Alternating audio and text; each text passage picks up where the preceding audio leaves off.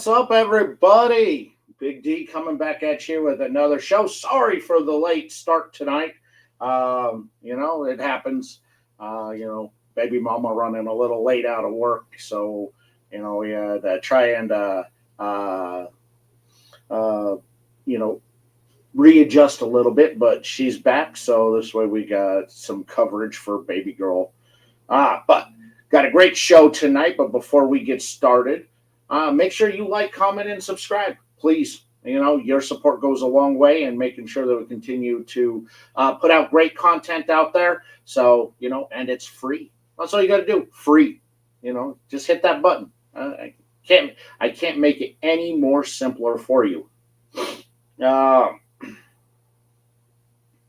I was hoping here today I was trying to get this linked up so that it could stream off on Rumble, but unfortunately it doesn't appear that it's working. And I didn't run any test streams to see if I could get it working over on Rumble. So darn, unfortunately it doesn't appear that worked. Well, I tried. I'll have to play around with it probably later on in the week. Also, pin down in the comment section on YouTube and down in the description on YouTube and on Facebook. I got my link tree there. Go support my advertisers, sponsors, and preferred retail partners. They help continue to keep all the programming coming on the show that you know and love, and your support goes a long way in that. Whether you're looking for accessories, whether you're looking for cigars, I got you covered. Go use the exclusive promo codes that are only available to my viewers out there and save yourself some coinage. My guest tonight, of course, a brand I was been introduced to from Black Box Cigar Club. I have just fully been immersed with everything that I love.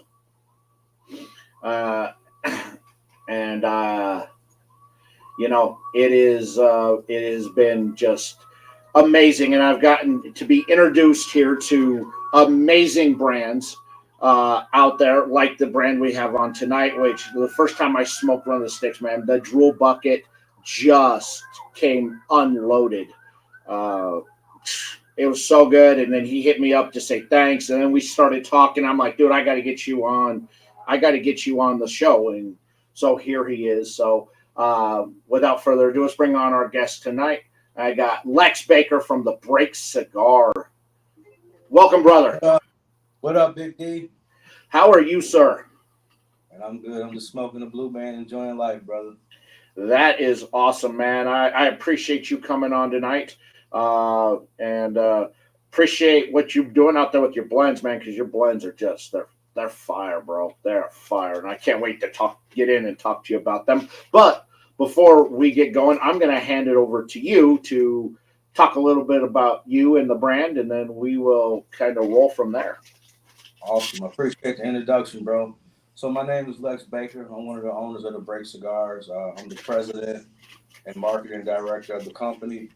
We've been open close to 7.5 years now. We started in the Dominican Republic and transitioned over to Esteli, Nicaragua, out of Tobacco Laurel, La Familia Cigar Factory, about 3.5 years ago. No, 2.5 years ago, excuse me. I stand corrected by myself. 2.5 years ago, and it's just taken off. Our blends in the Dominican were pretty solid, but we were just looking for something a little bit different, something with a little bit more flavor, and I was given the opportunity to have full autonomy in Tobacco Laurel, La Familia, to basically do whatever it is I wanted to do as long as I can afford it, obviously. So we're here now, man. The Break is on its way to being an international brand. I just touched down in Africa 2 months ago, and we're getting ready to start doing mass production over there through my distribution company, Silent Victory, Inc./Cigars. And we're projecting to do some big numbers the fourth quarter this year, and definitely in 2026 to start the year off strong, man. That is awesome, and we're already getting people rolling on into the chats. Troy Harper, good to see you, brother. Glad you are here. Troy. All right, Jeff DeGrande, what's going on? Good to see you, sir. Well, good. So I got introduced to your brand through Dan Lee and Black Box Cigar Club. Really, it's just consistently every month I get introduced to new brands that I've never heard of, or brands that I've made a little bit, but not really. And it's Yeah, fantastic bangers, man. And this broadleaf, man, you crush this blend, bro. I'm Like happy to hear it, brother. like I told you when we were talking right after I smoked it, I was 2 puffs in, and I already had to pull out the drool bucket. I already had to pull out the drool bucket. I Two love it. puffs in, I man. love it. You know, it's the highest honor I can bestow onto a cigar. I hear you. And I'm just like, man, it was good. And then I'm like, man, so with you having that creative control, you really worked this blend yourself.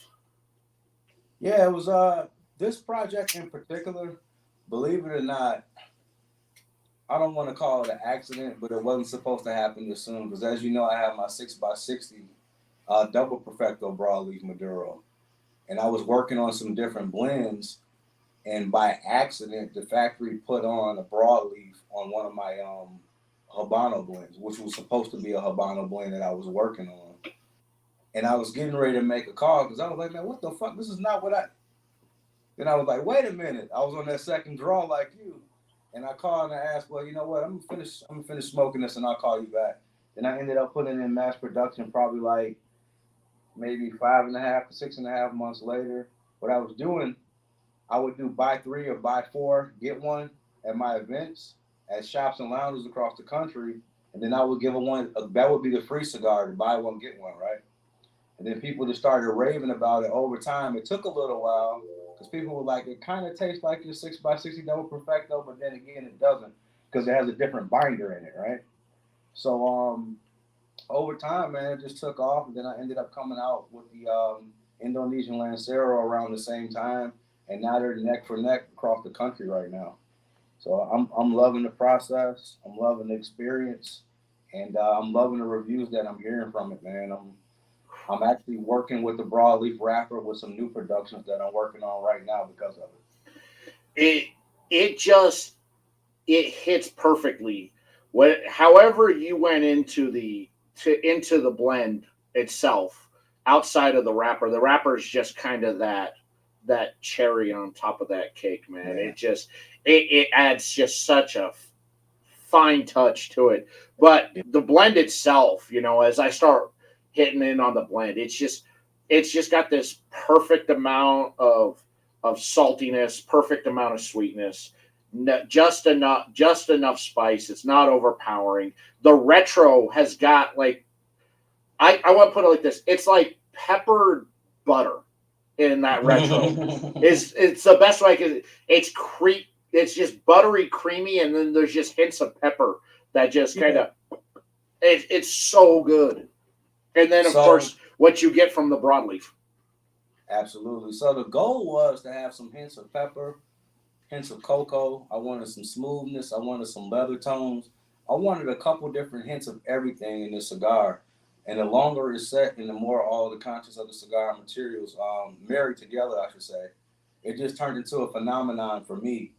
And believe it or not, like I said before, when you smoked it because of your palate, it just turned you on immediately and it stimulated your palate. For some people that were used to smoking different blends of the breaks, like the Indonesian or the Double Perfecto, which has a different binder, and I'll get into a little bit later, or Ecuadorian Habano, total different flavors than a broadleaf, right?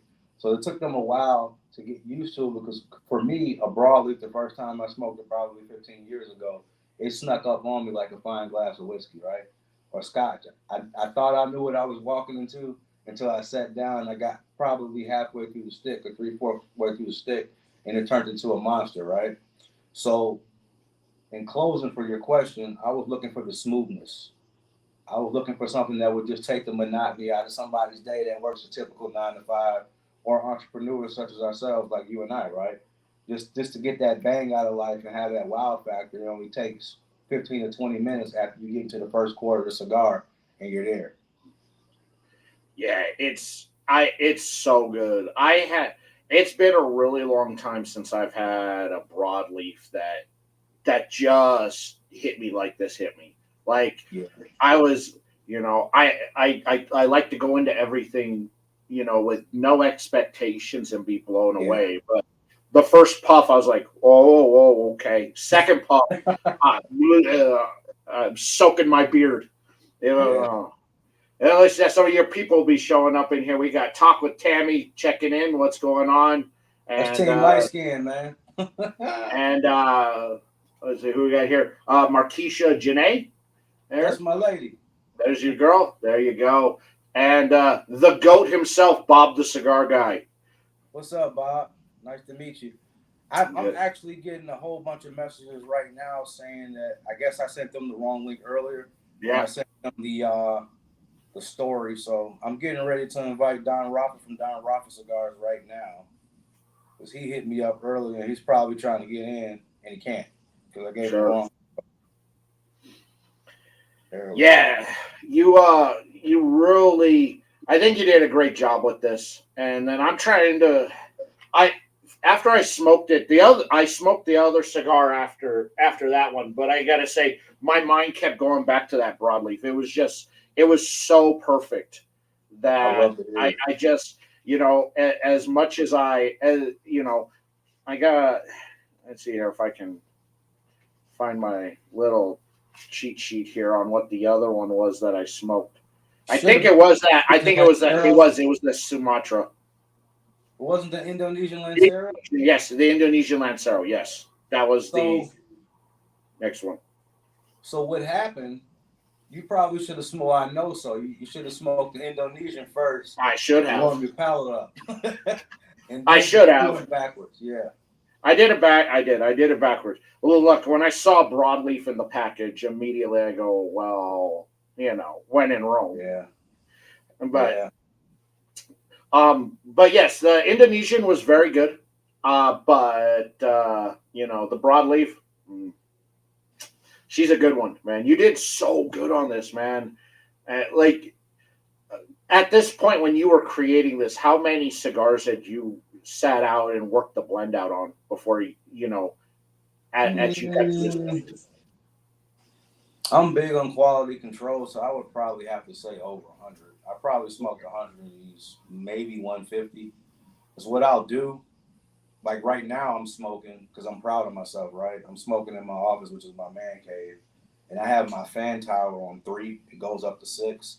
And this is how I test my cigars. I want to see if they're going to be even kill and burn and not have any hot boxing or super bad combustion while this fan is smacking me, right? And as you can see, it's burning consistently and in place, and I'm still getting the white ash. So that's when I knew right then and there. I was able to do this throughout the seasons, though. In the winter, I went outside in the cold and smoked in a hoodie. I barbecued it in the winter, with this in the wintertime, smoking it, turned the AC on home, and I got the same consistent delivery that I was looking for, man.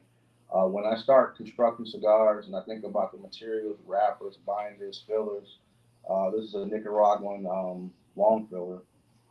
I just want everything to marry together, and I want it to tell the story. And sometimes that takes time because, like with my Indonesian Lancero, I learned a very, very, very nasty lesson. I've been in business probably 5 years in the tobacco industry, and I kept on telling people my Lancero was coming out, but I just couldn't get it the way that I wanted, and it ended up taking a year and a half. So I'm putting out all this pub and all this marketing for it, and it still wasn't coming out because originally it was wrapped too tight, or it was rolled too tight, and then it had combustion issues.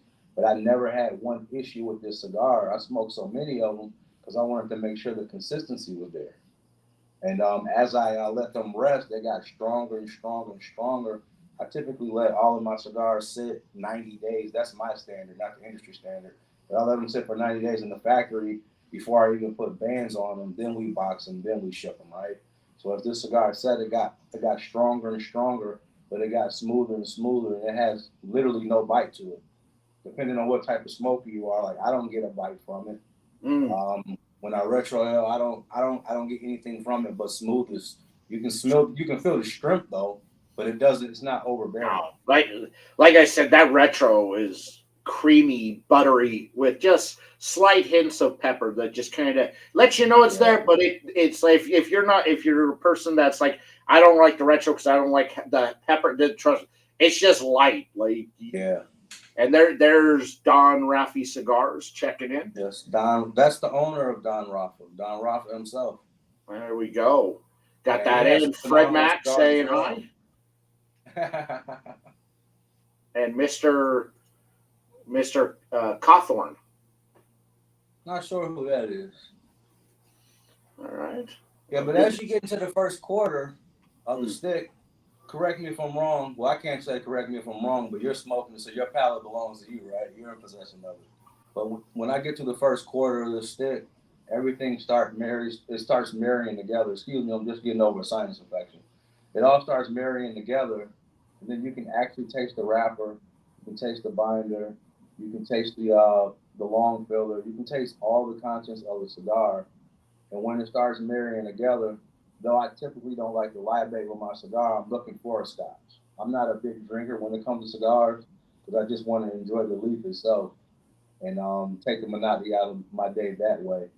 But I find myself looking at it and I just start staring into space, man, because it's such a great smoke, bro. It is. It's such a good smoke.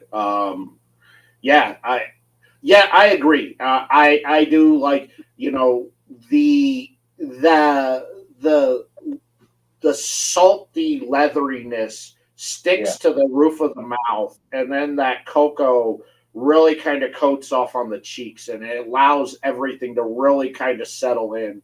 yeah, Um, the smoke itself, it it sits as if it's heavy, but it comes across silky smooth.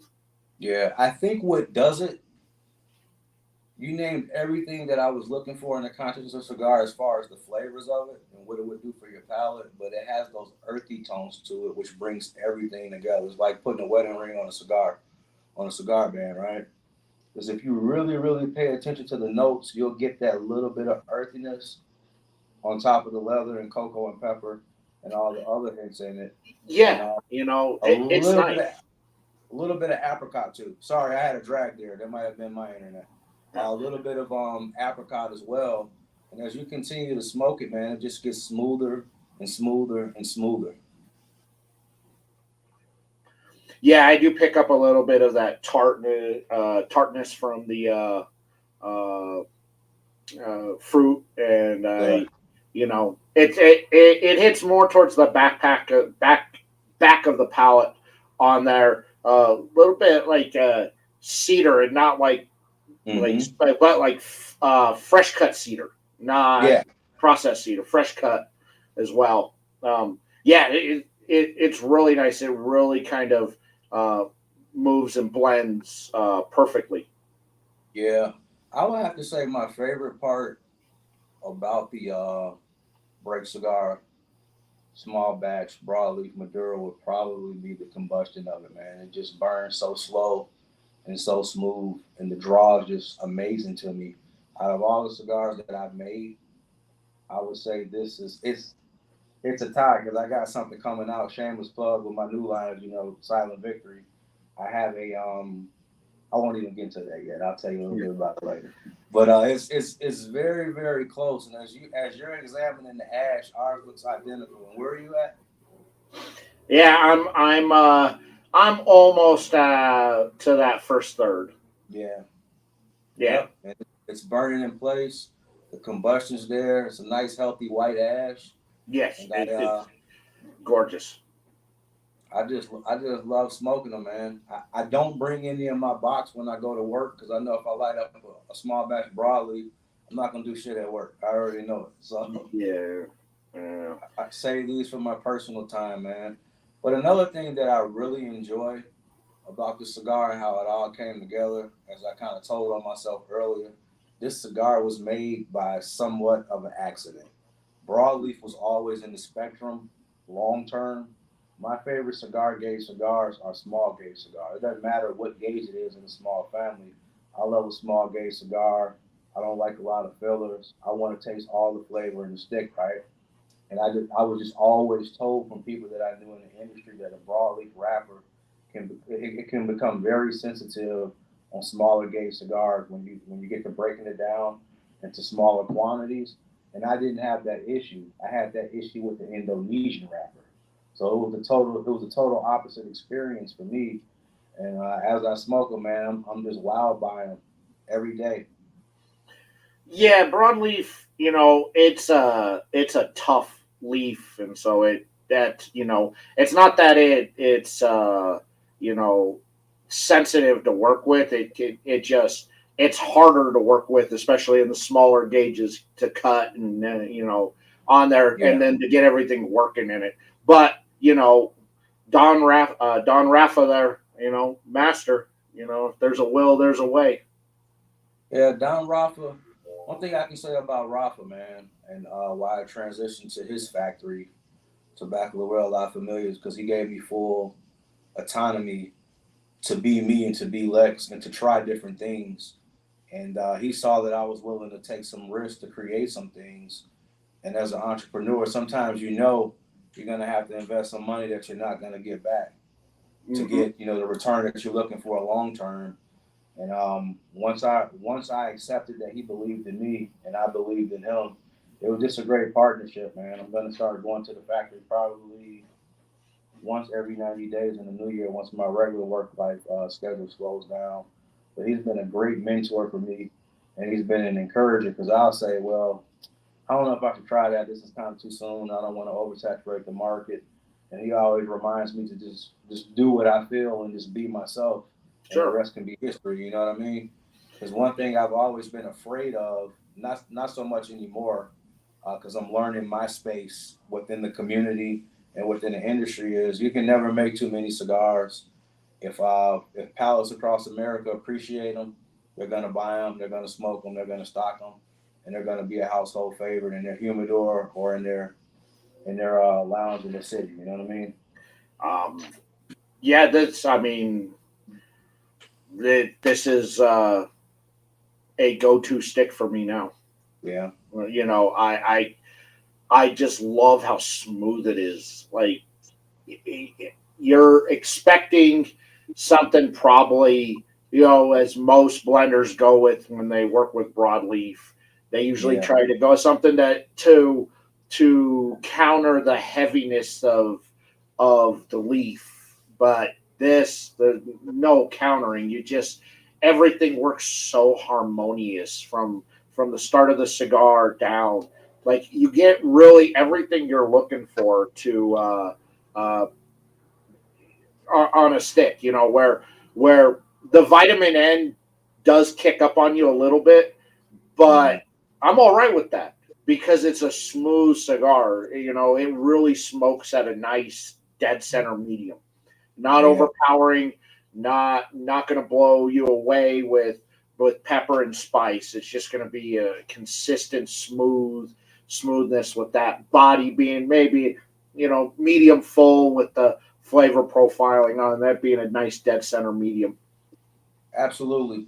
Well, I actually categorize it from medium to full. Again, it's just based on your palate and what strength you smoke on a daily basis. But to go back into the smoothness of it, originally this was gonna have a broadleaf Maduro binder too, and I scaled it back because I smoked some and it was just too heavy too soon. We were talking 15 days in, and it was blowing my wig back. so, so I pushed it back, scaled it back to an Ecuadorian Habano um, binder. So it was great, man, and it's been I great ever since. I mean, like I do enjoy a nice heavy cigar.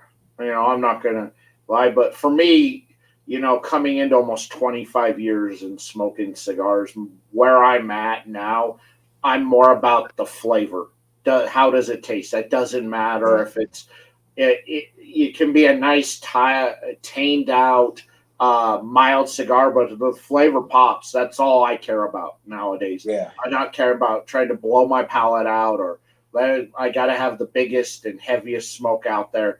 yeah. I'm just not into that. I want the flavor. I want that consistency of the smoke to just stay throughout and just not hit me and go, well, the first part was good. The second part, needed work. No, it's just Yeah, consistent all the way through.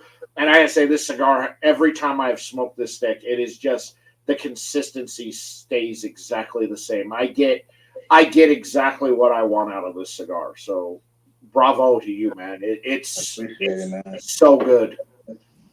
I appreciate it. Here's somebody else. I got like 5 calls coming in at the same time. Let's go back to that flavor profile a little bit, man. Like I really took my time with it, and I'm with you 110% when it comes to smaller gauge cigars. Uh-huh. Before, because it just you don't have to warm up to it. It doesn't talk back to you. You just light the stick up, and it does what it's supposed to do. And I won't say it's unfortunate, but with me being an owner in the tobacco community, now having two different brands that are my second brand will be out in winter 2025. Hello, I can hear you back there. Um, Somebody came outside. I think Mama's in the shower. yeah.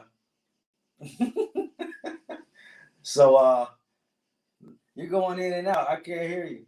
But anyhow, since I'm sure there's people out there while he's taking a break. Let me see if I can see the questions out there. Can anybody say anything? I did see some messages at one point.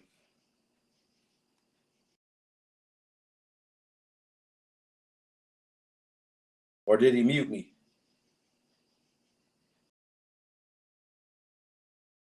Did Big D mute me?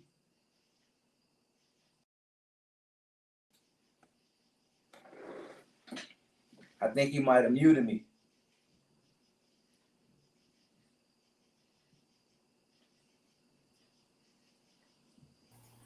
I feel bad having to carry my kid inside and lock her in the house. It's all good. Ah. Hey man, I got an 11-year-old. It just gets better or worse, however you want to say it. I have a so she just turned 3. Yeah, I remember when my dog was 3. She was tearing everything up, man. Her and my dogs. I got a 20-year-old and a 3-year-old. Yeah. Whoa, that's a big difference. Wow. That just hit me. That's 17 years, bro. Damn. Yeah. Well. Yeah, I just got free and clear of getting the one off of the bankroll, and then this one, and I'm like, no, I thought I was free. I thought I was free and clear. Because I got that. I got that. I got this text from her, and she said, I need you to pick me up at the airport. And I go, I hadn't seen you in 5 months. So why am I going to drive to the airport to pick you up? She's like, no, we got to talk. And I was like, no, we're good. I don't need to see. She's like, no, seriously, come pick me up at the airport. So I was like, all right. So I'm like waiting for her at the airport because, she had left for like almost a year to go to Tanzania, and then she came back for a few months, and I thought, okay, we're good. And then I come home from work one day and she's just gone. And I'm like, well, okay. So I guess she went back to Africa, and then I picked her up at the airport, and I'm like, oh. And she's like, oh yeah. I'm like, that ain't mine. And she's like, yeah, I'm like, no, that ain't mine. No, no. I just got the one. No. Yeah. That's how it happens. At least that's how I hear it happens. Yeah, I know. Some of us, some of us are stupid. Hey man, life goes on. Enjoy it, man. Fatherhood. So that's right. And I recommend to everybody you start back over again in your 40s. Said no one ever. Yeah, man. Life is I've been on a ride with my 11-year-old, man. I could write a book about it. And I still got 70 years to go before the big bills come. So it is what it is, brother. But this broadleaf will definitely take the monotony out of one's day, and I definitely encourage everybody to try it, man. It's on its way to being a national sensation. I look forward in the either first or second quarter. I'm in contact with a lot of lounges out of state. to do a tour. I always do my Midwest tour, but I'm probably gonna travel west in the spring and probably spend about a week and a half to 2 weeks out there pushing the brand along with Silent Victory cigars when it comes out, and probably early winter, midwinter, somewhere around there. But to talk about the other cigar before we get into the Indonesian a little bit, Sure. I was Whatever you like, whatever you want to talk about, sir. It's all about you. Of course, you can pick up this delicious, delicious cigar, over at Black Box Cigar Club, and absolutely. you can use that promo code 505 review and save some coinage when you check out.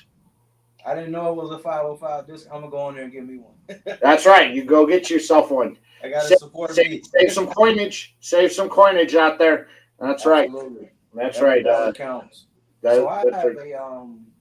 I was telling you, it's neck and neck. They're still Asian in the factory in Nicaragua, but I smoked one of my new double Corona San Andreas, and it's a treat. It's gonna be one of my first blends from Silent Victory. It is stronger than this broadleaf. Obviously, it's not as smooth. Before it to be a double Corona in this gauge size, it was a 7.5. It's I'm gonna send you some so we can have a private review off the camera to see what your thoughts are with you being a cigar savant as you are in this world right now, man. But what would you rate this cigar? I can tell you what I can tell you what I rated the cigar. I can't see the name. Who is that? That is Fred Mack, OG Fred Blue Mack, yeah. Bands. I love the line. The broadleaf is amazing, but I love it in the 60 gauge. Here's a 6x60 right here. It's beautiful. So yes, I have it all here because I write and take notes on every single cigar I have ever smoked pretty much for the last 20 years. I love it. I can tell you exactly what I rated your cigar. I love it. Here we go.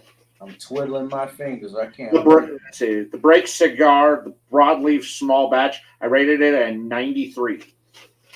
Wow. Please tell me why.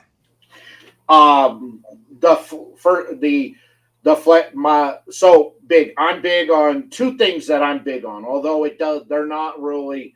It doesn't score high in the rating scale in there. One, I'm big on enjoyability, and I'm big on aromatics, and both of those because I had to bust the drool bucket out, 2 puffs in. Bam. Right?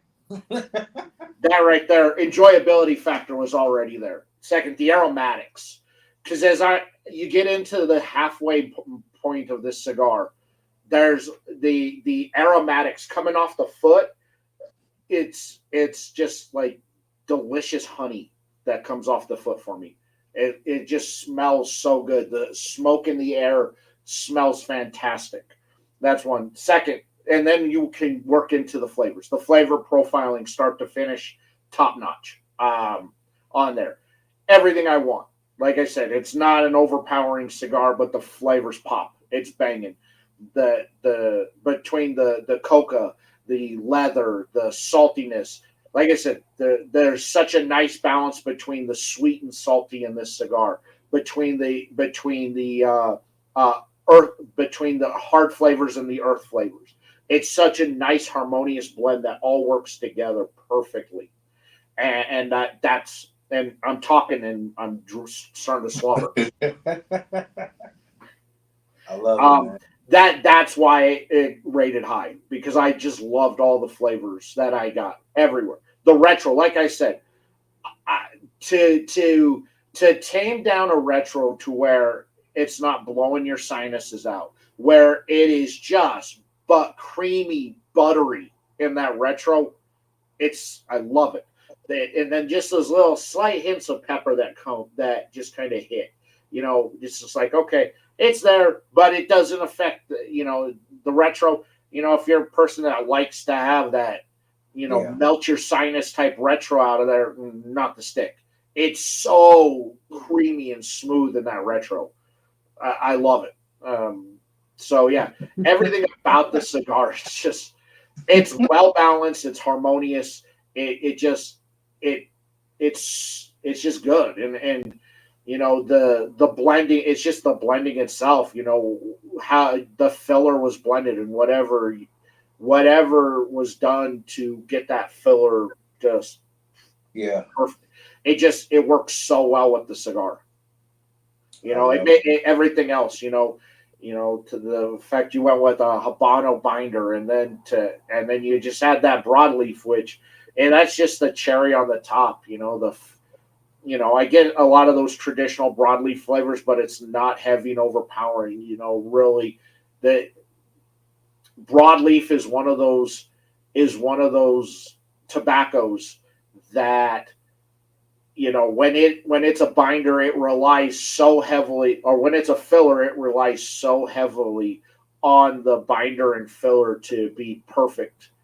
yeah, And when it's used as a binder, it really relies heavily on the filler to be yeah. perfect, not so much the wrapper in that case. So, it perfect. Going with the Habano binder, perfect choice, and then the filler, perfect. So that's why I got a 93. I love it, man. Man, that just warmed my heart, brother. I love to hear it. So, as we're coming down towards the end of the year and I start putting together my top 10 list, the cigar is in my top 10 list as of right now.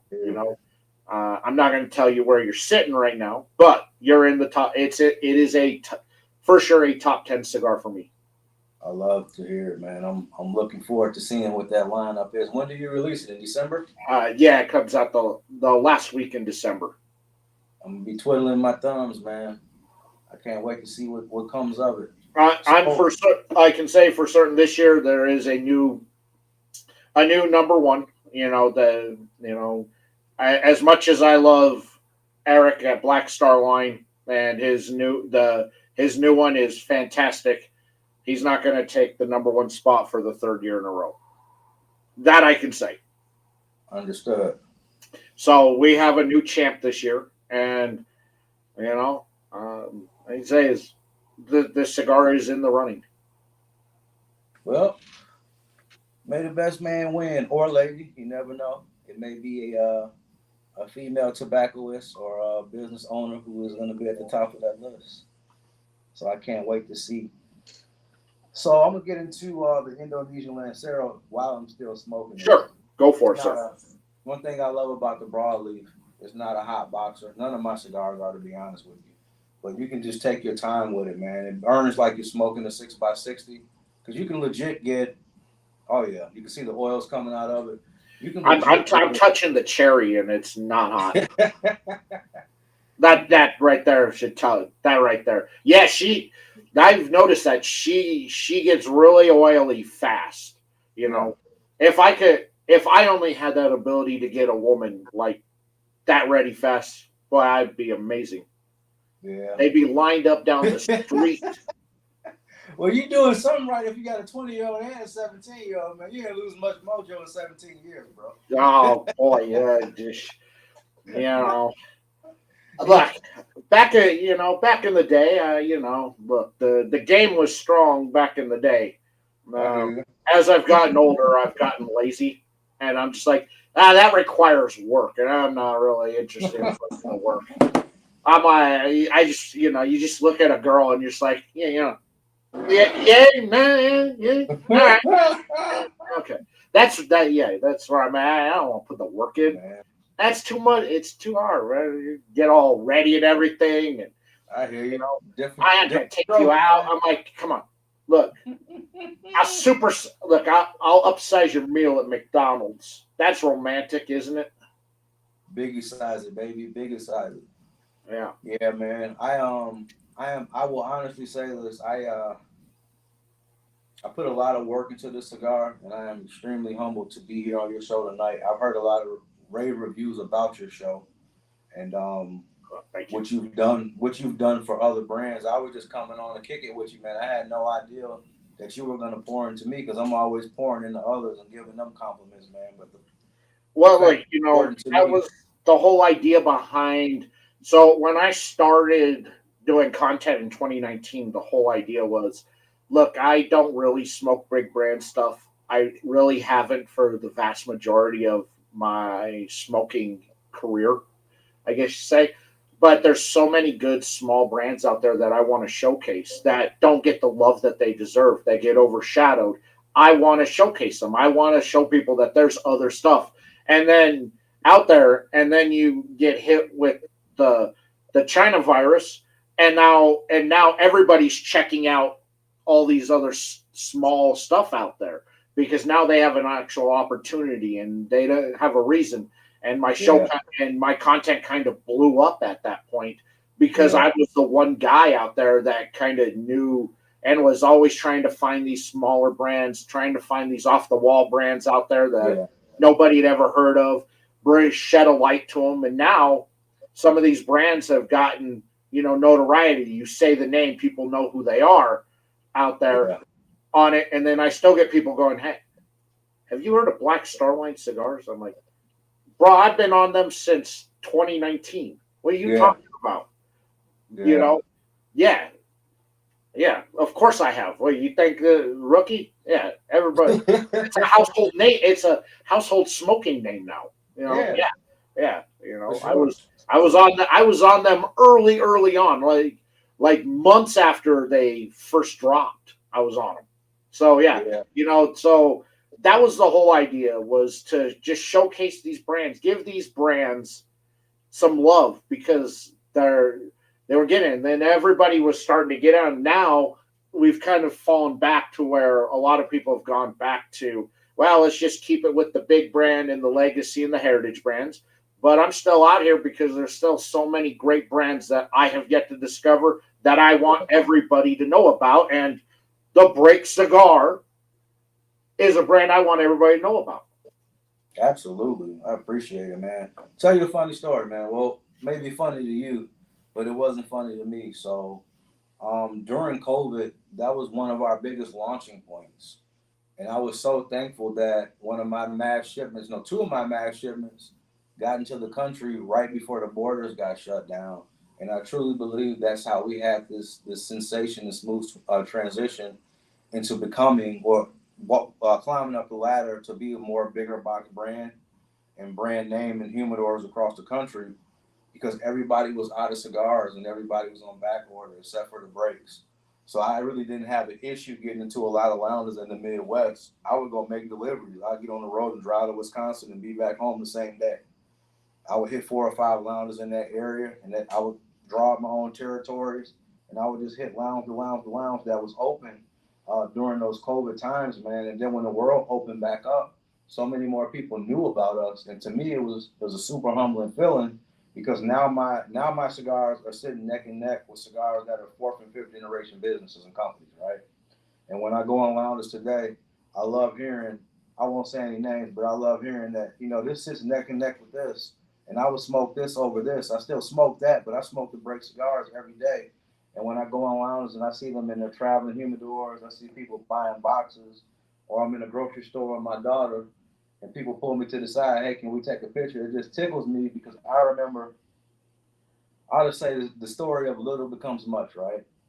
I remember when I was out hustling and pushing, and I would get 99 no's, and I would get that one yes, and it would just turn me on, and I'll be lighting the feet. Because now I'm a regional sales manager by day. That's my career. So I understood sales, and I knew just because I had a name, and I was smoking cigars for 10 plus years, and everybody knew me in the community, especially in the Midwest, from going to different shows and creating different friendships and having different dialogue, that I would have some success. But I had no idea in year 6 that I would be here so fast. You know what I mean?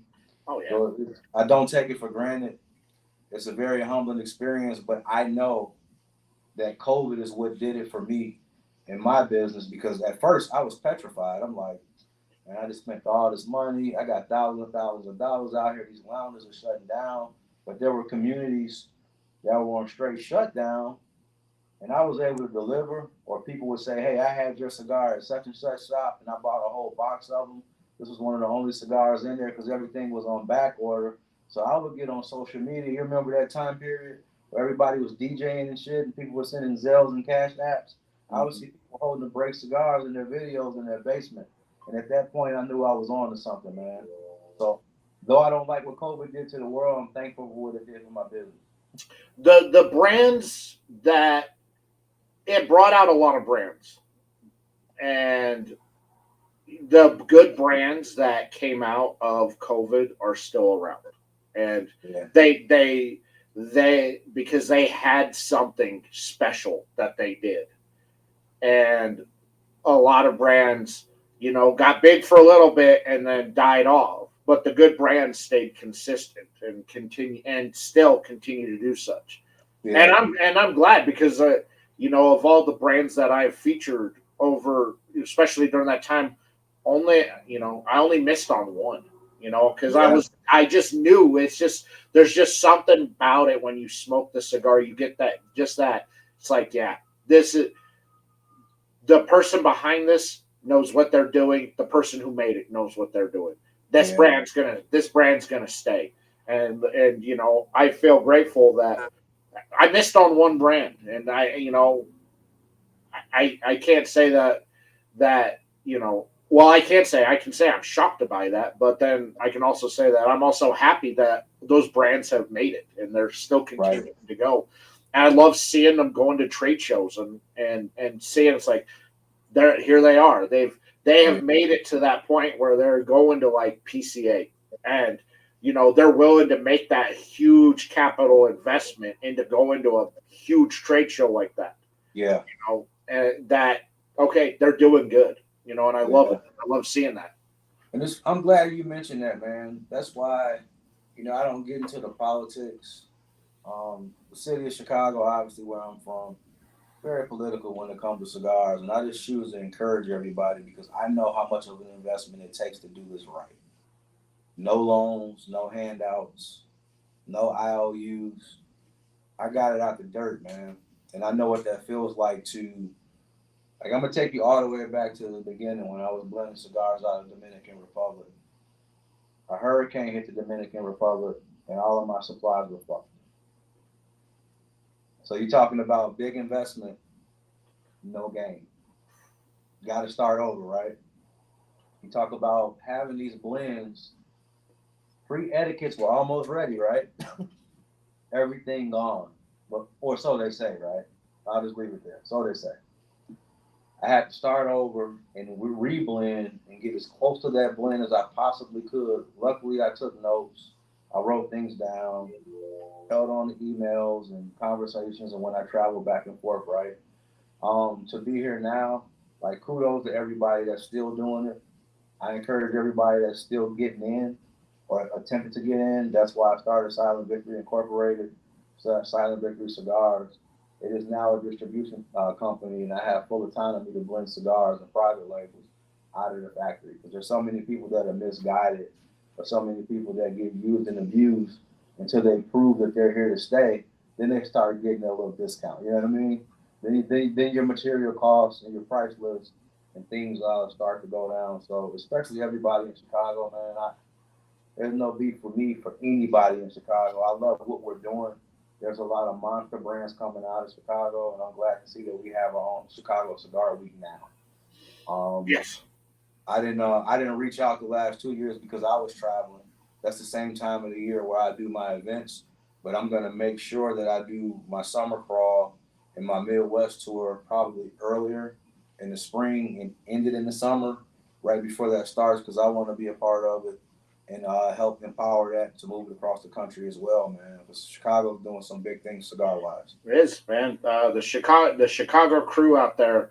I love all those brands that come out of Chicago. I've got a very good relationship with most of them, and they've been fantastic in what they're doing and the uniqueness behind where they're going and what they're doing. And I think that's why a lot of them have sustained as long as they have, because they're not doing it the traditional way. They're doing it that Chicago way. They're doing, it's like we're from a cold Midwest city.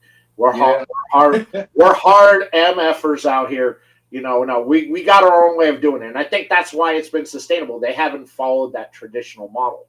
Yeah. One thing I will say though, one thing that's made it a little bit easier, well, I would say this: when we all decide to support one another it makes things so much easier. You know what I mean? I'll name drop, or I'll allow somebody to name drop me in a heartbeat as long as it's in a positive content, right? Or a conversation. But there's so many lounges popping up, man. For the economy to quote unquote be down across America, like there are cigar lounges popping up, not just in Chicago, everywhere in the suburbs, north side, downtown Chicago, but you got cigar trailers, mobile cigar lounges. You have cigar lounges popping up all over the Midwest too, and they're all starting to partner, man. You see other cigar lounge owners supporting other cigar lounge owners in their respective cities for the, whether it's the Detroit Cigar Smokeout or whatever the case may be. I'm just throwing names out there. So we're all becoming one big unit, and we're working together to sustain success. And I believe that's what it's going to take for us to continue to move forward and sustain success, man. And I just love where it's going. Yeah, me too. I I think it's the unity that has grown, and I think that again that coming out of COVID, that unity got even better. It grew bigger because everybody was relying on everybody else. Yeah. I was never one prior to kind of trade cigars unless I was at a lounge, but not being able to go anywhere or do anything, and Yeah. communicating really on there. It's like I started trading with people. I'm just like, all right, well, here, I'll send you this, this, and this if you want for that. It's like I've never smoked one of them. I've got these. So you start trading and going back and forth Yeah. with people. You pick up something that's great, and then you're sending it to all your friends. I was like, dude, you got to Yeah. cut the stick. It's good. Then we started. I started off my first cigar that I smoked inside of a lounge. It was called Bogey Cigar Lounge, and there was two of them. One was in downtown Homewood. One was on the outskirts of Homewood, like basically right off center from the Metro train station. And it was across the street from my house, so I could literally walk down my driveway, walk across the street, and walk into the lounge, man. And that's where I received my culture from. That's where my upbringing comes from. And there's still 60 and 70-year olds who are living right now, and I'm 38. I still smoke with them once or twice a week. And that's where my cigar trade came from, because when I first got into it, I didn't see the value in buying a $25, $30 Padron. And I would come in, I used to smoke Partagas. And one of the guys in there, he wasn't a fan of Partagas for whatever reason, but I gave him one of my Partagas and he gave me a Padron. I started smoking Padron number 9. That's my favorite cigar outside of my blends.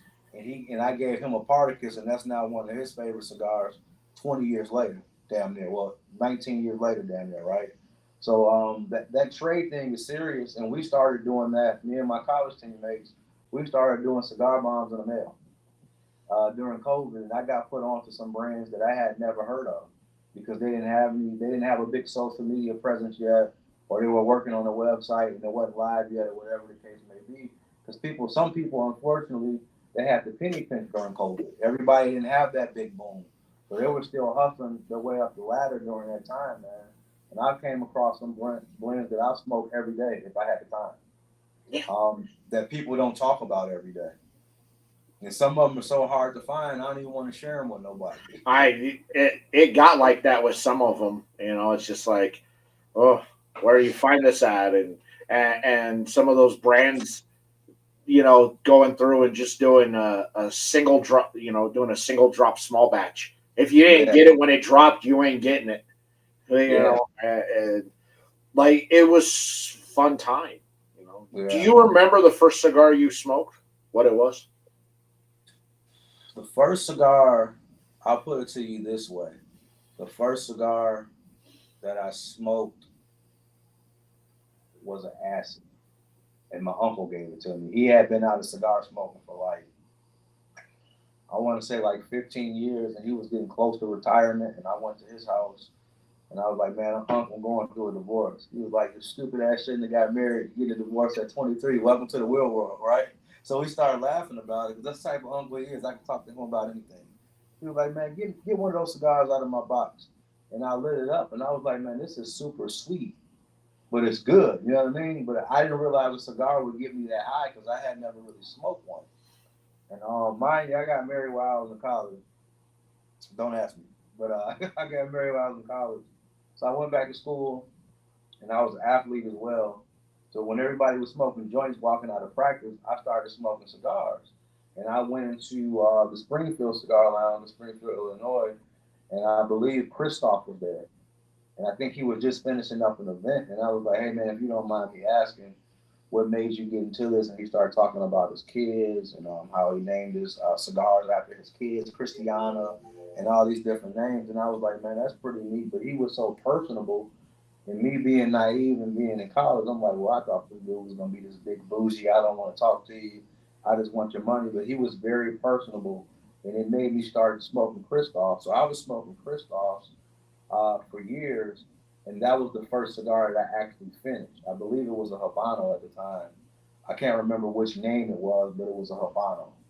And ever since then, man, it just turned into something. I found myself, when I got my first decent job out of college, I was blowing half of my paycheck on fucking cigars.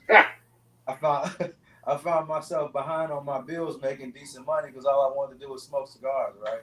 So I had to get a hold of my finances and sit down a little bit. But I'm here now, bro. That was in 2008 is when I started smoking cigars. I skipped school the day I turned 18, and I drove 30 miles to the closest cigar lounge, which, skipping school is, I didn't really care about school. Yeah. You and me both in high school. Yeah, I didn't really care. I mean, come on. Come on. I grew up, I grew up in the hood, man. Who went to school growing up in the hood? I just, come on. It didn't go, We had chain link fence with razor wire around the school, I would tell my story, but I don't know if my father's watching, man. I don't want him to have to relive it, man. So I skipped school. I drove to the lounge. I walked in and I said, I just turned 18 today, and I don't know anything about cigars, but I want to learn. Because I was fascinated by them, because in movies and TV, all the good guys that you loved in TV and movies smoke cigars, and all the bad guys you rooted for smoke cigars. So I was like, those guys are cool. Why can't, I want to do it. And so they took me into the humidor and they picked out 3 cigars. I didn't really know what the cost on cigars was. And I brought $100. So when I went to check out, I go, I only have $100. Is that enough? And guys, don't worry about it. It's your birthday. He goes, yeah. Smoke it. If you like them, you'll be back. And so I lit up the Padron Natural 2000. Was the very first cigar I smoked. And like that, like in the movies when something happens and you just get transported to this other world and dimension, and you see nothing around you, but it was just unicorns and everything, right? I was like, wow, this is amazing. And that was the first cigar. And Padron always holds a very special place in my heart because, it's the one that made me realize, yeah, I could do this. But they gave me 3 cigars: a Padron Natural 2000, a Camacho Connecticut, that was still when Camacho was owned by Christian Aurora, and then Oliva Series G Cameroon. Were the 3 cigars that they gave me, and all 3 were amazing, and all 3 were completely different from each other. They tasted different, they smoked different. Like, I'm like, man, these are like really good cigars out there. And at that time, those 3 cigars would cost like $15 to buy those 3. Now, good luck trying to do that. But it hooked, and then all of a sudden, I just started going all the time. I get done with practice. I would drive 30 minutes to the lounge. Yes. You don't realize it took me a while until I started getting some credit card statements in, because I went from burning up my checking account to my savings account to my credit cards at a real young age, just smoking cigars. And I'm like, damn, I got to get my life together. He's like, I know you're a fan of Padron, and I just got these in, and they were 1926s, and I was still rather, I call myself, I really wasn't into smoking anything heavy or fuller bodied. I was perfectly fine in that kind of lower end of medium. That was like my wheelhouse. It's what I liked. It didn't blow me away. And so I had this 1926 Maduro, Woo! and I think it was the number 50. And it was $22. Now those like $40 now, but it was like Absolutely. $22, in like 2001, 2002. And so I was like, okay, I'll buy it. And I lit it up, and it was like heavy, but there was like, it was different and it was good. I was like, wow, this is like smoking a chocolate bar. And Yeah. everybody like laughed at me when I said that. But that, to me, that's what it was like. I was like, it's like a Snickers. It's like chocolatey and nutty and creamy caramel, and they all laughed at me, and they're like I said something like I was wrong in what I said, but it was like the way I expressed it, because they all watched me, because I was kind of the newbie, to see how I react to it. Mm-hmm. I remember that, man. You taking me down memory lane. Some of the names you just dropped, it has me thinking about some of my top class. Like, I have a classic list. The Patron number 9 is at the top.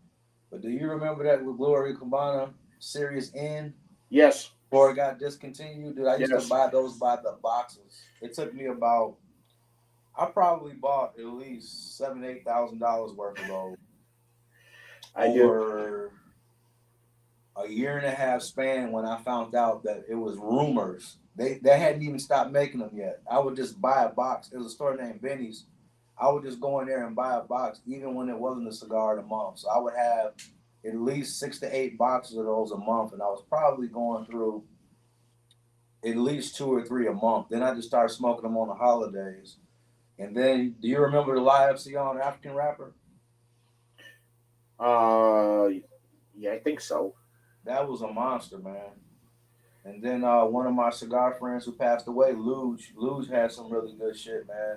It took me a long time to smoke through all his stuff. He passed away, I want to say, maybe 3 or 4 years ago, and he was dope with it, man. Super dope. I miss LFD when the cabinet selections were actually in a cabinet in there, where they would come in and then they would sit in the cabinet and age in that cabinet for 4 or 5 months before you could buy them, when they were real cabinets, and they were so good. And then then LFD decided, well, we're just going to make this a regular run, and we're not going to do that anymore. We're just already going to have them they taste completely different. They're not the same. Like, I used to love those. It's like I'd always look, because every 3 or 4 months a new cabinet selection cigar would come in, and wait, I'm like, okay, what is this? I'm like, oh, that's what got me hooked on that double Oscuro that they made. Like, it was so good. But now you go buy that LFD double Oscuro, it doesn't taste the same. It's just it's different. It's like, nah, that cabinet selection double Oscuro was amazing. I don't know how people who in here are watching ever had the cabinet selections when they I did. were in the cabinet, but it was an experience, because you would see them come in and you couldn't touch them. You couldn't do anything. You had to wait 3 or 4 months before you could actually purchase them. Yeah. I got 3 more for you before I get into this Indonesian, because you got me going down memory lane now, man. I used to love the shit out of an Airbender from LFD, and I would love the shit out of fucking. You remember when they came out with that box press? Yes. Man, I used to love that. And then my second, well, it's a tie, Padron number 9, and my, I guess, 1B, be my Scottie Pippen cigar, would be the Rocky Patel 2012 Winter Collection, man. You will not find a better cigar than that outside of Padron number 9. You will not find it. Oh, yeah. It's tough. So many, like, there's just been so many good cigars that have ran across, where you're just like, it's like, do people buy these still or not? I don't know, and it's like, every now and then I'm in I'll, if I'm traveling and I go into a lounge, I'm like, holy cow, I haven't seen one of these in years. And I'm like buying. I just was happened at my local place and I was just kind of looking and seeing, and they had packed in the back behind all sorts of other stuff. They had the Henry Clay stock cuts. Woo! Now, they quit making those in 2018. So, Yeah. but those, they were they were the best. If you wanted to get fucked up on a cigar, it's the best cigar that'll fuck you up. That stock cut. That's the best way I can put it. It's just it was so that vitamin N would knock you on your ass. The moment you'd stand up, you'd sit right back down again. It was so good. And they were sitting there, and they had half a box left, and there's just dust all over it. And I'm like, oh, I picked that up. I'm like, nah, man, they're coming home with me. You can't find these anymore. It's like it was one of those where it's just like you saw it. It's like I don't really have the money to buy all this, but I gotta. That's I how I felt about the what was the CAO, not MX2, the one that had the blue band on it, the CX2, the super smooth one, man. Yeah, that was my shit, man. But to get into this Indonesian 7x42 Lancero, a lot of people ask me why did I make this cigar? Because when I was talking to the powers that be, I have my own table, my own circle that I discuss cigars with that are different brand owners and third and fourth generation cigar companies. And they were like, man, you're taking a big risk with that because it's such a mild wrapper.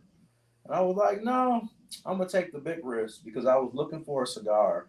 A lot of women smoke my cigar, but some women say that my other profiles is just too strong for their palate. And they struggle through it because of the strength of it. So I was like, why don't I take some Nicaraguan tobacco with the Indonesian wrapper and the Indonesian binder and see if I can get something nutty out of it, some pepper and some spice.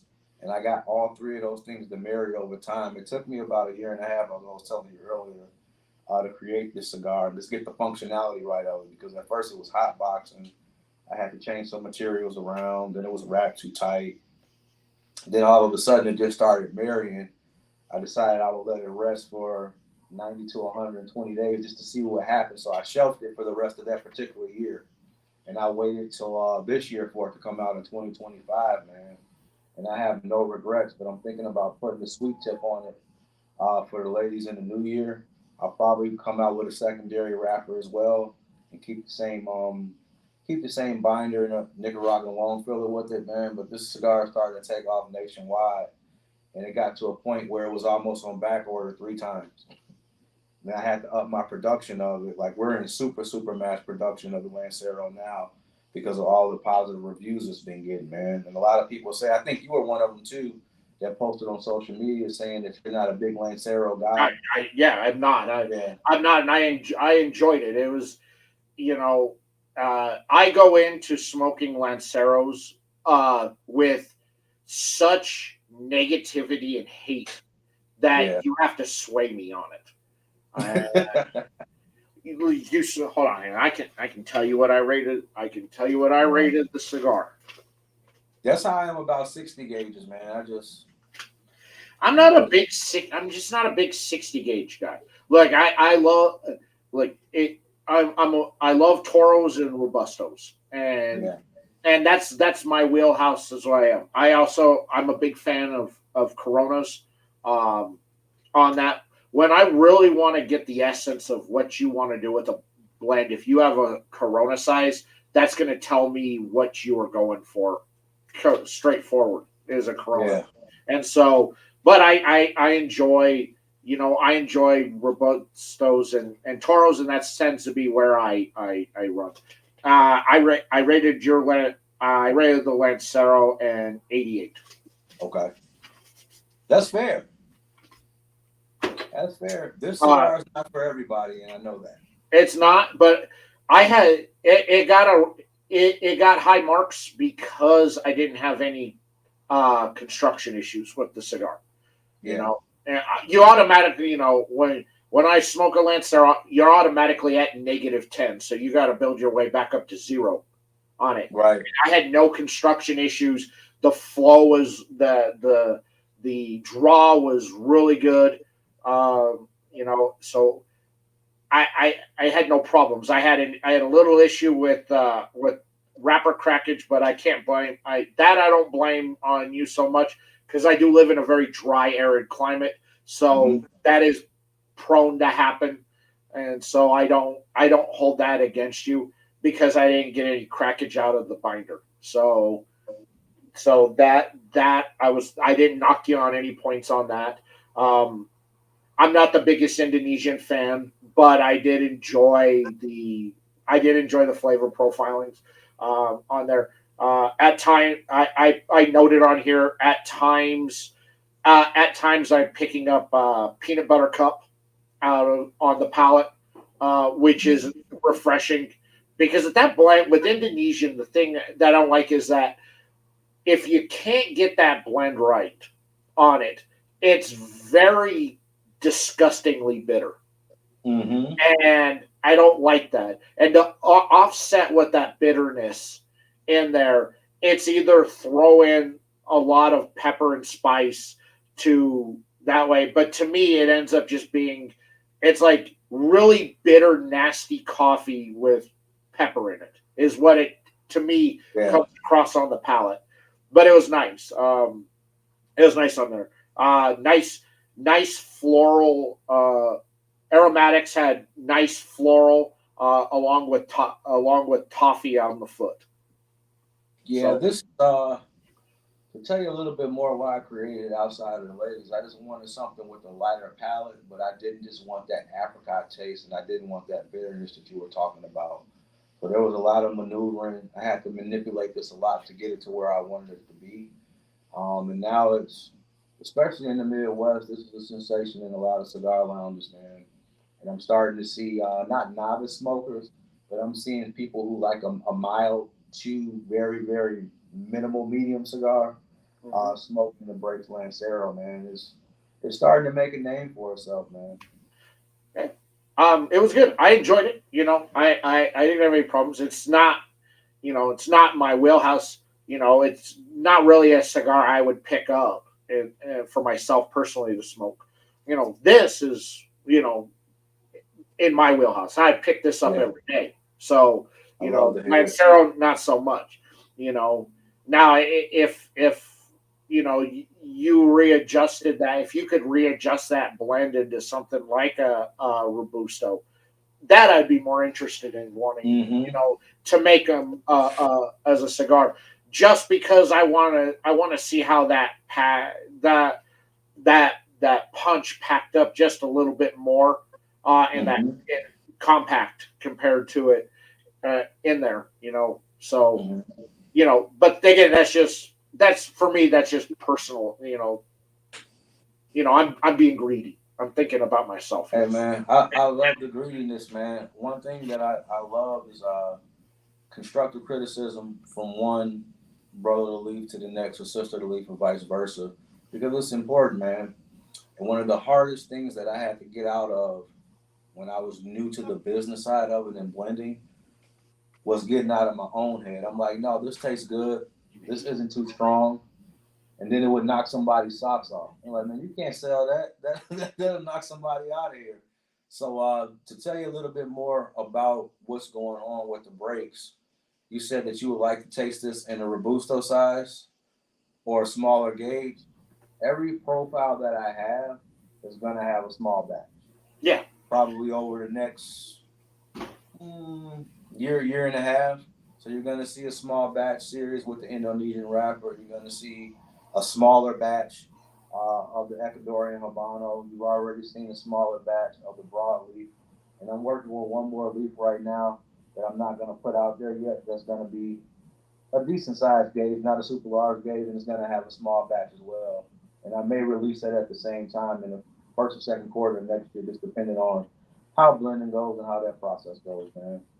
Well, I'm a big fan of what you're doing, for sure. I've loved this smoke. liked the Lancero on that. So you really got me interested in what you're doing out there. Mhm. I think you're a very creative and unique blender out there, and then to have someone like Don Rafa out there to put it all together and make that work. Yeah. You really you got that trifecta down, and I think that's one reason you've continued to have this success out there is that you've taken the risks in what you're doing, and Yeah. it pays off. You're not scared to go, well, if it fail, well, I can't have it fail. It's like, well, all right, well, if it doesn't work, how can I change this up, Right. make it work? You're not thinking about, well, what am I going to do? It's just like, well, no, and all right, here's what I'm going to. It's not what am I going to do? It's like, here's Yeah. what I'm going to do.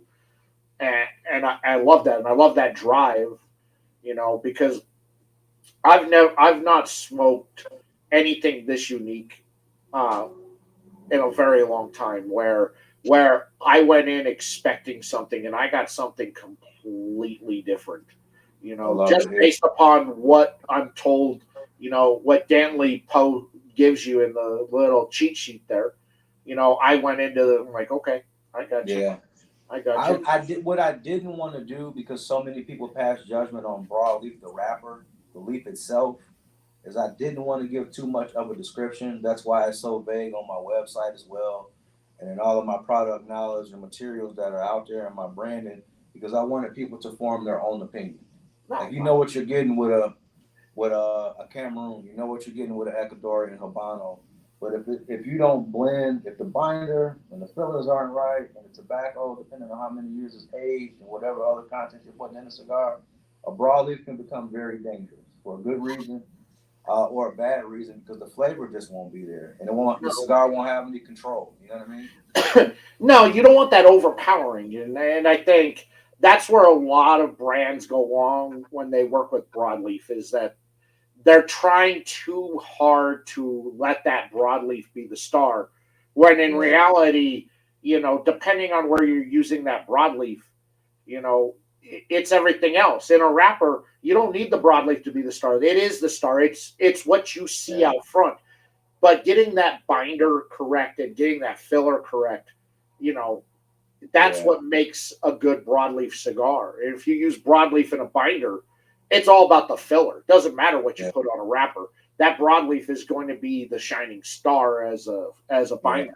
So you've got that down and you master. Like you said, you were going to think of going, broadleaf filler, broadleaf binder, and it was just too much. And because at that point, unless you're going to go super Lajero in that filler out there, you're just that broadleaf is just going to overpower anything that you put in the cigar at that point. I'll tell you something, man. I agree with you. I'll tell you why, and I'll tell you why I disagree with you. Okay. Because I'm working on a cigar right now for my Silent Victory blends, where the binder's broadleaf, and so is the wrapper. Okay. But I'm not going to tell the rest of the contents because obviously I don't want the competition to know. But it's all marrying together, and it's going to be one of the. It may not be as smooth as a small batch, but it's not going to have any bite. Okay. And I've had to blend, reblend, tear it apart, blow it up, get frustrated, say what the fuck, scream in the middle of the night, wake up, have nightmares about it. But I finally got it to where it needs to be, and it's on day 60-ish right now. So when it gets to day 90, I'm gonna flip the switch on it and see what happens. You know what I mean? All right. Broadleaf is one of those things, man. You've piqued my interest. It will be out by the end of the winter. I can tell you that. Okay. You will be one of the first persons to get that bomb in the mail. And Okay. I'm anxious to hear your feedback on it, man. Because one thing I admire, and secondly, what I appreciate about you, you're not a novice. And I don't want anybody to take this the wrong way. There's a lot of podcasts, there's a lot of shows out there where people portray or put on a facade like they know tobacco, and they don't, right? With you, you were able to break down the nuances of my cigar as if you rolled it. And that's what I can appreciate about you. And that's not a shot to anybody because No, it's not. All of us have to start I'm somewhere. a bit of a tobacco nerd. You Yeah. know, prior to the job I have now, I did work for a tobacco company. You know, as a Yeah. young kid. You know, I worked in. You know, I worked for Reynolds Tobacco in their premium Okay. tobacco line back when they used to distribute cigars, and Okay. they used to have a few brands out there, and I worked in.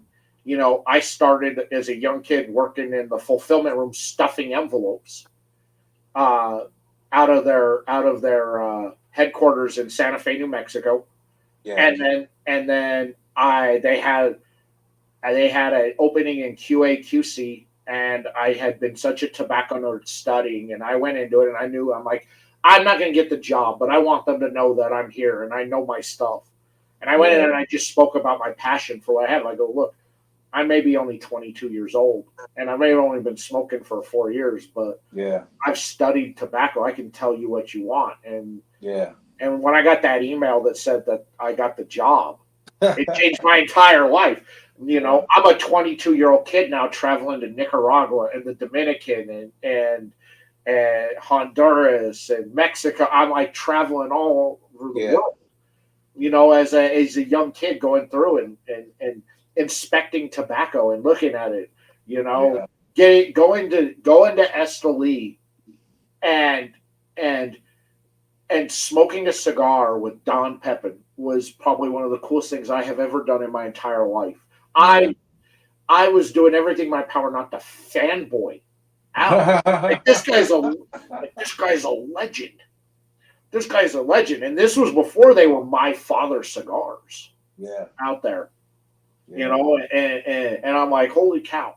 I'm like, this guy, what this guy, you know, so you know, yeah, I have that experience out there that I know a lot of other people don't, but it doesn't mean that you don't know, you know, Right. and I have respect for a lot of people because I know I'm friends with a lot of people who they don't have the greatest palate, they smoke for a long time, but they're the type of people that they're break it down for you simply. I like it or I don't like it, and they Right. can tell you why they like it and they can tell you why they don't like it.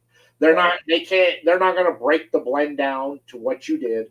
They may not be able to pick up, okay, well, I pick up this flavor and this, oh, I love what you did here. That that clubbed baby seal fat was just rendered perfect.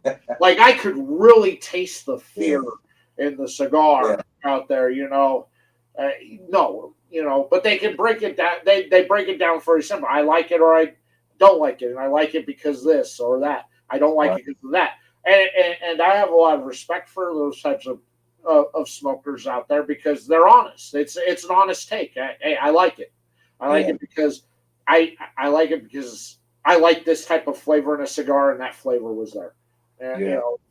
so you know, is I just, like almost 25 years I've spent smoking cigars and studying tobacco and being a nerd, to earn extra cash during COVID. All the people that got their certifications, sommelier, there are a few people out there I took the test Yeah. for. And I'm proud to say that I aced the blind tasting on one of them. On Did it, you? I got every tobacco right, and for extra credit, I even named them. I got two of the three brands correct. And see, that's what turns me on about tobacco, man. You have people that know every whiskey. Like I love having this full blown, unadulterated tobacco conversation. Wrappers, binders, leaves. How many years was this tobacco aged? What's the fermentation process? Are you spraying down with wine? How long do you let them rest? Yeah. Is this natural humidity? What does it look like?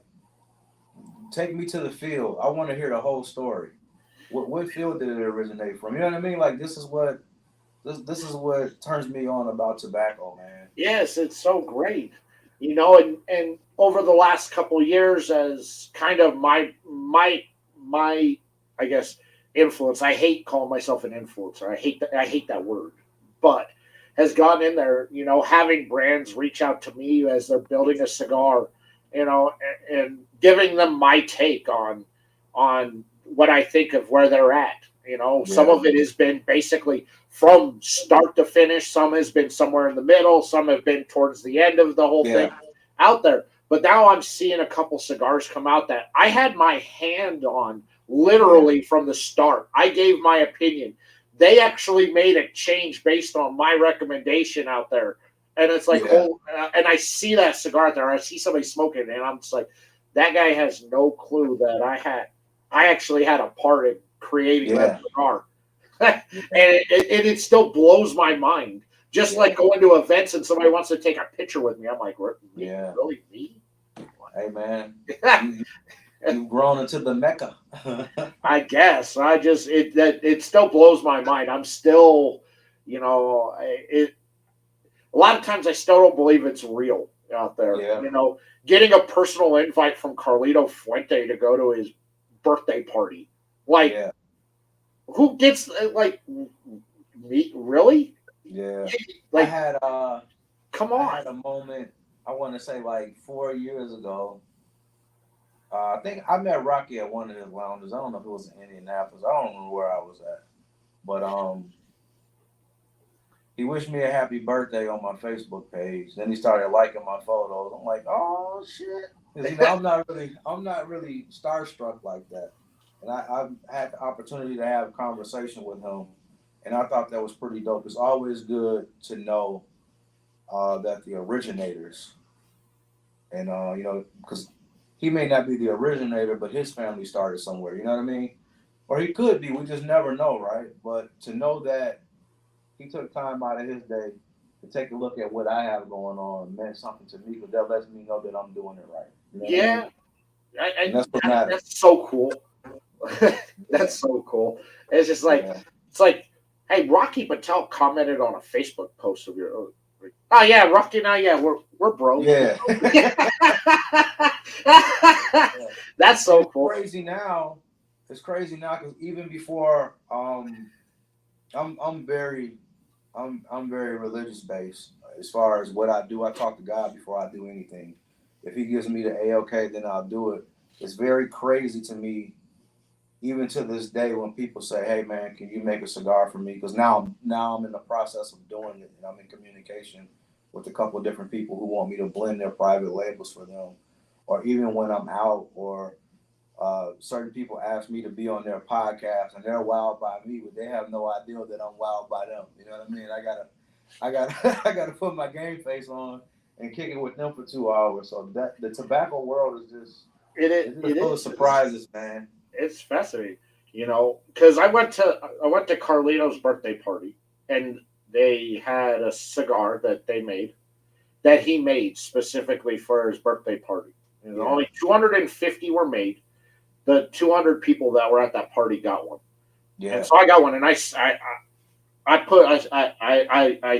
didn't smoke it. A lot of people were smoking it there. I'm like, nah, this got to be something special. Because he's like, this has 13 tobaccos that I've never used ever in any of my cigars. I'm like, wow. And so after the party, I went to a lounge in Vegas, and I showed it to a couple people. Immediately, I was getting like $500 cash offers for that cigar because people heard, but they didn't see it, and I had it. I'm like, nah, man. I think I go, this is a special cigar. I'm gonna save it. So. And you know, at the end of July, I lost my dad, and I pulled that cigar out of. Well, thank you. I pulled that cigar out of the humidor, and I said, I think this is the perfect time to smoke this cigar to honor my dad, because I know how much family meant to Carlito, and I know how much his dad meant to him. Yeah. So, and I know how much my dad meant to me, and so. I'm going to smoke this to honor my dad. And I did. And it was amazing. It's one of those once in a lifetime smokes. You'll never have the opportunity to ever smoke again. So, you know, once you light it, you know, it's done. But I was confident in that, because I was like, you know, this deserves an opportunity to smoke something that's once in a lifetime, you know, because all of our dads are once in a lifetime, you know, and they deserve, when you honor your dad, it deserves something special, and Yeah. it was amazing out there. And then people are like, "Where do you buy that?" I'm like, "You don't buy it unless you were at the private Carlito birthday Right. party in Las That's Vegas. the plan. Yeah, you didn't get one. Sorry." Man, I tell you what, you got me thinking about my dad. My father and I, we have the same name, the same birthday, born on the 22nd day of the month, 22 years apart, in the 22nd hour of the day. We're so close, we probably talk 5, 6 times a day, email, social media, on the phone, talking shit. And like our names are so close. When he used to get speeding tickets, it would fuck up my driving record because he thought it was me. And my dad turned 60 on our birthday this year in January, and he came to my annual event at Eduardo Lamone's a couple months ago, and he smoked for the first time in his life. He doesn't smoke, and he lit up a break cigar and just enjoyed it, and that made me so proud. And it ended up being a viral moment because everybody knows my dad's a pretty popular guy. And it was like he's smoking, you know what I mean? But he sat down and he enjoyed it. He got high as a kite, and he barely made it home. But the fact that he did it, then he came to another event and tried to do it again. So that was my biggest aha moment for me, um, as the owner of the breaks and uh, a thriving, a thriving business. I'm getting emotional thinking about it because he snuck away from me. I was like, "Hey, my dad leave. He was up at the register." I'm like, "What the fuck is he doing up there?" I thought maybe he was buying a cigar for somebody. Then he came back. He was like, "Man, show me how to cut this blue band. I'm about to smoke this motherfucker." And then he long drag out of it, was like, "Oh shit," you know what I'm saying? So it was pretty cool, man. My dad non-smoker, and I wouldn't say he's anti-tobacco, but just not Yeah, something to him. But he, up until the dementia got really bad, he watched every video I ever put out. He watched yeah, every interview that I did. He would text me his criticisms of everything I did because dad out there, he's like, you said this, but I think you meant to say. I'm like, yeah, I probably did. yeah, He but he watched. He was, my biggest fan. I can honestly say yeah, was my dad, and you know, it. I known that his time wasn't long, and I had prepared myself for it, but it happened so suddenly that I was completely unprepared, yeah. and I just kept hearing every time I started to get emotional. That day my mom called me. Mm. I just kept hearing his voice in my head telling me to quit being pissy-eyed. And Yeah, I'm just like, "You're right, Dad. You're right. I gotta think of the good times. Think yeah, of everything out there. You're the guy who taught me how to fish. You taught me how to shoot a gun. Yeah, yeah, you taught me how to fight after I got my ass kicked the first time. yeah, And all of these things, and it's just like I I can't believe he's gone, but yet every day I still think about it. yeah. I I know do the because, feeling, like man. you, before the dementia got bad, we would text all the time. You Yeah, know, it would be all day long. He'd just text me all day long, and yeah. we'd have that. I'm working, and my phone's blowing up, and it's not a girl, it's my dad. Yeah, that's how I was with my grandmother. My dad and my grandmother were my legal guardians. They would literally swap custody of me so I can go play basketball at this school, or go to school in the better community because I got kicked out. Well, never mind. I ain't all that. But anyhow, my grandmother, another 22nd, my grandmother died on my birthday. So like I have a positive feeling because my dad is still living, but my grandmother passed away on my birthday in 2006. So it's not a day that doesn't go by that I don't think about her. And she always used to tell me every day you need to do shit in moderation and just have one woman. Those are her two things with me because and get to all that. But I hear her all the time when I'm blending and when I'm trying to do too much. I can hear her in the back of my head like, Lex, just do things in moderation. What's meant for you is coming. You know what I'm saying? Because like Yeah. I'll get into blending and the budget is this, but my mind is telling me the budget is this and it's not. And then you know what I mean? This is one of those things, man. So we gotta. And I'm glad you have those memories about your dad, man, because I can hear the enthusiasm. You know, I can hear the love there, man. And I don't know if you can see yourself, but you're smiling. So I do, man. I love my dad, and I don't think it's fair how he went out, and it's yeah, sad, and nobody should ever have to go through that. So, yeah, he had no clue he was suffering, and yeah, but I did, and I decided this is not fair. Don't yeah, have to watch him. I knew it got bad one day when I drove. They lived about 5.5 hours from me, and I drove out there, and my dad goes, hey, we need to make sauce, pasta sauce, and sauce." I go, "Okay." I go, "Why?" He goes, "Because Grandma died." I'm like, "Dad, Grandma died almost 30 years ago," yeah, and he goes, "I just found out about it." Oh my yeah, God, that's the day I knew. And then he's watching me cook. He goes, "How'd you learn how to do this?" I go, "You taught me." And he goes, "No, I didn't." I go, "Who else is going to teach me how to make this? yeah, You taught me how to make this." yeah, And that's the day I knew it just got bad. And I'm just like, and my mom, she really was full time caretaker. You're asking a woman in her 80s to be a full yeah. time caretaker of a Wow. man who's essentially, an adolescent at this point.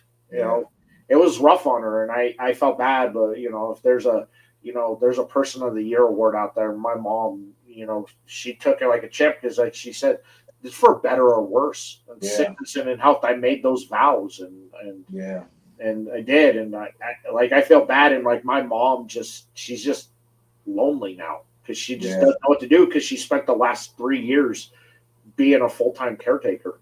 yeah. I get it, man. I took care of my grandmother all the way up until her last day, man. I knew it was. She told me she was like, "I'm tired," and then I never heard her voice again because they had to put her on the machine, and we all just came to an agreement that we were going to let her go, man. But we ended up finding out and suing for malpractice. But she died of gangrene because she was misdiagnosed. They told her she had pneumonia, and it ended up being cancer. But gangrene got her once they figured out what was going on, Oh my and goodness! they told us that she wasn't gonna talk no more and all this other shit, right? And they took her off the machine, and she talked with clarity. Then a couple hours later, she was gone. So it's still a vivid moment in my mind, but we have those memories, right? We do. My other grandma. She passed away a couple of years ago, but I always remember my biggest memories I have of her was one. She told me to leave the girls alone. Girls are nothing but trouble. And then 6 months later, she goes, "You got to get you a girl." And I go, Grandma, you told me to leave the girls alone." She goes, "It's cold out Yeah, there. You got to keep warm." I'm yeah, like, "I'm Grandma. What the?" yeah. Well, you're not wrong, but still. I hear you, man. Grandmothers never lied, man. Yeah, Never grandmas lied. never lie. Never lied, man. Women are You know trouble, what? but it's cold. When it's cold out, it's okay because you got to keep warm. if It's okay when it's we cold. if we didn't have those experiences, we probably wouldn't be right here now, man. No, Smoking great cigars, brother. we wouldn't, and it's out there, man. But everybody that's watching, love your family, man. Love them, Yeah, love them or hate them, no matter what. They're still family, and you will always have some sort of memories, and there's always good memories. yeah, Always when you least expect it, always pop up. Especially when you're going through a rough patch in life, you can always absolutely. look back at words that were said to you by someone in your family that always fits what you're going through and what you're doing Yeah, out there. Whatever your mood may be, wherever you're at, you always think back something that your dad said, something mom or grandma or aunt or an uncle. yeah, Somebody always said something that will resonate. And even though you may have never, it's been 15 years since you last thought of it, when you're going through something, it always finds a way to come right to the forefront. And provide you with some clarity in what you Yeah. need in life. Like with your grandma, slow down. It's like, hey, don't rush. Why you take it Yeah. easy? You don't need, it's not a race, and especially with cigars, this isn't something you can just race and get out there. This takes time. It's art. It's literally art, Yeah. and you have, why are you rushing it? Take your time. It's ready when it's ready, and when it's Yep. ready, it's gonna be phenomenal. And what you did here is phenomenal. I appreciate it, brother. I appreciate it, man. I appreciate you having me on here, man. Let me tell the good people and the viewers who have been here through our family crisis moment and, and bonding moment. You can check me out on the breakcigars.com. Right, temporarily, you cannot order off the website. I'm in the process of having my website people create my silent victory site, and I'm going to pair the two together so you can order off one platform, and it can be shipped to your door. But you can go to Black Box. You can go to any cigar lounge in the Midwest. We're making our way to the West Coast very soon here. I'm in communication with a lot of people there. Uh, you can also send me a message on my website as well. That feature is still available right now, and I can invoice you and ship it straight to your door. It's just down temporarily because there's a lot of technical things going on, and we're marrying two websites together at this point. And it's taking a lot of work to do that. You got your federal tobacco guidelines and everything else that goes into that, and I do everything dotting my I's and crossing my T's and making sure that I do everything on an integral side of things, integral basis. You can check me out on Instagram at the Break Cigar Experience. You can check me out on Facebook at Verdad Inc. The Break Cigars. You can check me out on Instagram as well at Verdad Lex. And you can check me out on Facebook at Alexis Verdad Baker as well. I do all of my marketing on all of my pages because I love everybody and I want everybody to know about the breaks. So if you got any And I made it easy for everybody. There's direct links down in the description to everything you take you right to whatever you want, however you want to connect with Lex here. It's all I got it. I got you set. You can find him right there. I love it. And I apologize for my speech this evening to everybody. As I said in the beginning, if you weren't here in the intro, I just got over a sinus infection that I didn't know that I had until it beat my ass the last 2 days. So I'm doing my best. I've been doing my best to work through my days the last 48 hours unknowingly until yesterday. But with that being said, I appreciate everybody coming out. I appreciate all the reviews that I've been receiving. I am humbled and wowed for this 93 rating. I can't wait. I cannot wait to tell everybody. I'm praying that I make it to your top 10 because I respect your mantra and I respect everything you do cigar wise. I look forward to hopefully being invited back. I would say in about 2.5, 3 months for Silent Victory. That is a humongous project and it's taking all my time. It's keeping me up at night. I am a business owner that talks with the factory directly. I do everything independently along with Don Rothman, so I am a true tobaccoist. So it does take time. I'm getting a lot of reviews about some of the samples that I passed out. I will be mailing you some in the near future as well. Sure. If anybody has any questions, man, you can always DM me. My business number is on my website. I'm just a phone call away. It goes directly to my phone. You can leave me a voicemail as well. Just appreciate all the love. I appreciate all the support. It's been a long but prosperous 6 years. I've learned a lot. I've had some highs. I've had some lows. But without everybody that's watching and people who are supporting the brand and who started to support the brand and who will even potentially support it after watching this, I just appreciate you and everything that you do to support my business to make sure that it continues to propel to where it needs to go. Appreciate the kind words. Thank you so much. Yeah, man, love to have you back. And again, you can head over to Black Box Cigar Club if you want. If you're wanting to take the Break Cigar Challenge, I highly recommend you do. You can pick them up. And remember, 505 review when you check out will save you some coinage on that order. Just saying, Yeah. Save it right there. That's it for tonight, guys. I appreciate everybody who come and hang out with us in the chat tonight. Thank you so much. Next week is going to be kind of a little bit of a different show. Ira Lee from the Boutique Cigar is going to be making a return visit, and him and I are actually going to go through and do a little bit of a live blend tasting session next week. So it's a little bit of a different show. Had to come up with something when a guest cancels kind of last second, trying to figure something out. And Ira's like, dude, I'll come on. I'll send you some stuff, and we can roll some stuff and try some blends out. And I'm like, sounds good. We'll talk cigars and see if we can make a cigar live on air. I'm gonna chime in, man. Slide on in, man. So that's next week. I appreciate it. Thank you all so much. Take care. Be safe out there. Don't do anything Lex and I wouldn't do, because we're sweet and innocent boys. And we will see you all later, everybody.